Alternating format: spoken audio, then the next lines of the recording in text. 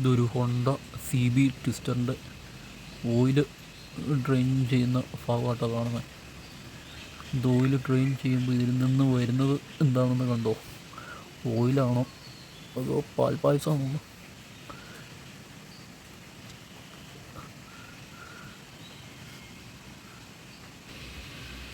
ഇതാണ് അവസ്ഥ.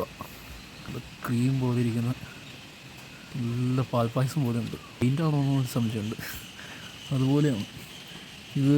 ശരിക്കും ഓയിലിൽ വെള്ളം കലർന്നിട്ട് ഇങ്ങനെ കിടന്ന് ഓടി വന്നേക്കുന്ന ഒരു സിറ്റുവേഷനാണിത്. ഇങ്ങനെ വെള്ളം കയറാനായിട്ടുള്ളൊരു മെയിൻ കാരണം ഇത് എയർ ഫിൽറ്റർ ബോക്സ് അഴിച്ച സമയത്ത് എയർ ഫിൽറ്റർ ബോക്സിനകത്ത് ഫുള്ള് വെള്ളമായിരുന്നു. എയർ ഫിൽറ്റർ ബോക്സിനകത്ത് വെള്ളം വരാനുള്ള കാരണം വാട്ടർ സർവീസ് ചെയ്യുമ്പം വന്ന വെള്ളമാണ്. ഫിൽറ്റർ ബോക്സിനകത്ത് കയറിയേക്കുന്ന വെള്ളം ഡ്രെയിൻ ആയി പോകാനുള്ള ഒരു പാസേജ് ഉണ്ട്. അത് ബ്ലോക്കായിരുന്നു. അത് ബ്ലോക്ക് ആയതുകൊണ്ട് എൻജിൻ്റെ ഈ ബ്രീത്തർ പൈപ്പിലൂടെയാണ് എൻജിനകത്തേക്ക് വെള്ളം കയറിയേക്കുന്നത്. ആ വെള്ളം എൻജിൻ ഓയിലുമായിട്ട് മിക്സായി കറക്റ്റ് സർവീസ് രീതിയിൽ കറക്റ്റ് സമയത്ത് എയർ ഫിൽറ്റർ ഓയിലൊക്കെ കൃത്യസമയത്ത് മാറാൻ സമയമായതാണെന്നുണ്ടെങ്കിൽ ആ സമയത്തെല്ലാം കൃത്യമായിട്ട് ചെക്ക് ചെയ്ത് മാറുകയാണെന്നുണ്ടെങ്കിൽ ഇങ്ങനത്തെ പ്രശ്നമൊന്നും ഉണ്ടാവില്ല.